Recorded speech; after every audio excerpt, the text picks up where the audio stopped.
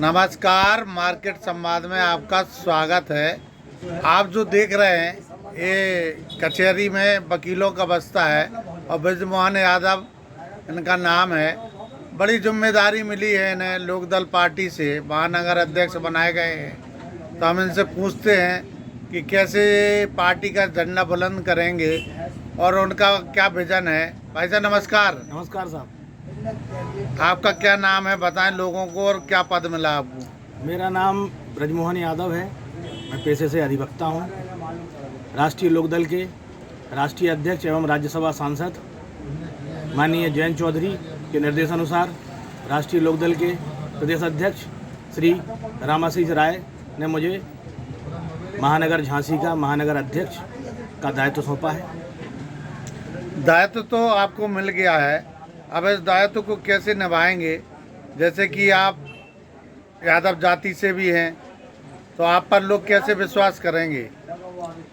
यादव तो मैं बाद में हूँ, पहले तो मैं एक किसान का बेटा हूँ और हर किसान की आस्था जो है हमारे किसानों के सबसे महान नेता स्वर्गीय चौधरी चरण सिंह जी के साथ जुड़ी हुई है। वो आस्था, उसी आस्था के तहत किसानों का परचम बुलंद करने के लिए, किसानों की समस्याएं सुलझाने के लिए मैंने जो है मेरी रुचि राष्ट्रीय लोकदल में रही है और शीर्ष नेतृत्व ने भी इस चीज़ को समझा, इसलिए मुझे ये दायित्व सौंपा है। आगे आप झांसी में जो लोग हैं, लोकदल पार्टी है, इतना ज़्यादा वर्चस्व नहीं है अब इस समय झांसी में, तो पार्टी को कैसे बढ़ाएंगे आप आगे? जैसा कि शीर्ष नेतृत्व द्वारा मुझे निर्देश दिए गए हैं, मुझे प्रत्येक बूथ स्तर पर नौजवान साथियों को जोड़ना है, नौजवान साथियों के साथ उनका सहयोग करना है, गरीब तबके के लोगों को जोड़ना है, पिछड़ों को जोड़ना है, अल्पसंख्यकों को जोड़ना है। सभी के साथ से हमें जो है यहाँ पे हमारे झांसी नाम महानगर के अंदर राष्ट्रीय लोकदल को मजबूत करना है। जैसा कि भारतीय जनता पार्टी की ये रणनीति भी हो सकती है कि जैसे बहुजन समाज पार्टी इस समय किस धरातल पे पहुंच गई है, और हो सकता है कि ये एक तीर से दो निशाने साधे जा रहे हों भाजपा के द्वारा कि यादव जाति भी हम अपनी ओर खींच लें। जैसा कि लोकदल के कंधे से हम रणनीति बना के, लोकदल ने जो आपको पद दिया है, आप यादव जाति से आते हैं तो आप यादव जाति को जोड़ोगे, और इस समय लोकदल सरकार में शामिल है तो नुकसान समाजवादी पार्टी को होगा। तो इस बारे में आप क्या कहना चाहते हैं? मेरा आपसे कहना यही है कि कोई भी व्यक्ति अपनी जाति विशेष से किसी पार्टी से नहीं जुड़ता है, बल्कि उस पार्टी की नीतियों से जुड़ता है। ये जो लोगों का कहना है किसी जाति आक्षेप लगाना है किसी जाति विशेष को लेके, तो अगर हमारी नीतियाँ अच्छी हैं तो लोग, सर्व समाज के लोग हमारे साथ जुड़ेंगे। मैं यादव समाज से आता हूँ और मैं ये नहीं कहता कि मैं सिर्फ यादव समाज जोड़ूंगा, मैं सर्व समाज के लोगों को जोड़ूंगा, सभी का साथ लूँगा, सबका सहयोग लूँगा, जन जन तक राष्ट्रीय लोकदल की नीतियों को पहुँचाऊँगा। मेरा उद्देश्य ये है। और जहाँ तक कि आप ये कह रहे हैं कि बीजेपी ने बीएसपी से क्या कर लिया क्या नहीं कर लिया, उसके विषय में मैं आपको बता दूं कि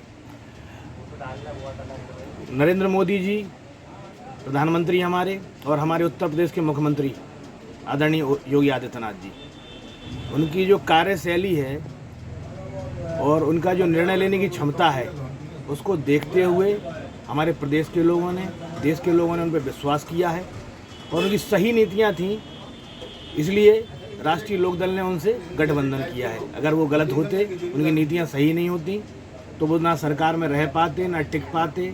काट की हांडी बार बार नहीं चढ़ती है, और अगर बार बार चढ़ रही है हांडी, इसका मतलब आप समझ लीजिए वो काट की हांडी नहीं है। जैसे कि अभी किसान बॉर्डर पर बैठे हैं, उनकी कोई सुनवाई नहीं हो रही है, और किसानों के नेता चौधरी चरण सिंह रहे और जयंत चौधरी हैं, तो किसानों अब आप सरकार में शामिल हो गए हैं, तो किसानों की जो त्रुटियां हैं या जो भी कमी है, तो उनके पटल पर रखेंगे आप, किसानों की बात रखेंगे आपका दल?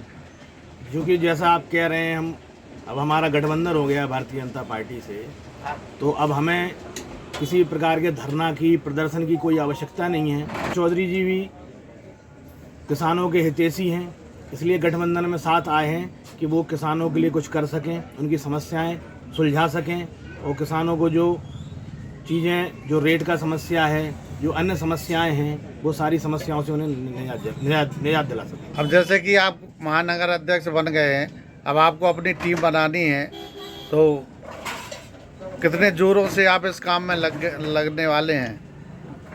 हमारी काफ़ी राष्ट्रीय लोकदल का यहाँ पे पुराना संगठन रहा है, उसके लोग हैं और पुराने लोग हैं जो राष्ट्रीय लोकदल से काफ़ी समय से जुड़े हुए हैं। मुझे उनका मार्गदर्शन मिल रहा है और मैं उनके साथ में एक एक बूथ पे जा रहा हूँ और एक एक बूथ पे अपने लोगों को खड़ा कर रहा हूँ, उन्हें पार्टी से जोड़ रहा हूँ, उनके सदस्यता अभियान लगातार मैं चला रहा हूँ, तो जिस माध्यम से मैं लोगों को अधिक से अधिक संख्या में जोड़ूंगा पार्टी में। तो आपको महानगर में जो झांसी है, कौन सा पद मिला है?